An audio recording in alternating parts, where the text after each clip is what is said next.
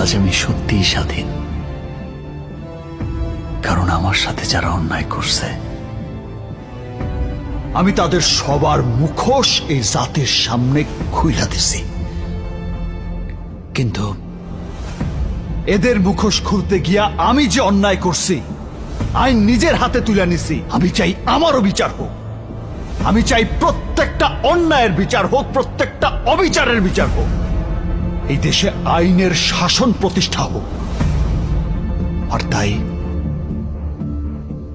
আমি আইন শৃঙ্খলা বাহিনীর হাতে আত্মসমর্পণ করব।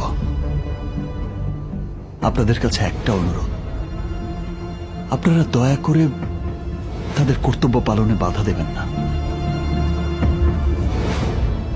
আর একটা কথা, যেখানে অন্যায় দেখবেন, অবিচার দেখবেন, দুর্নীতি দেখবেন, সব সময় প্রতিবাদ করবেন। কারণ মনে রাখবেন, আমি একা স্বাধীন নই, স্বাধীন আপনি, স্বাধীন আপনি, স্বাধীন আপনি। এটা একটা স্বাধীন দেশ। আমরা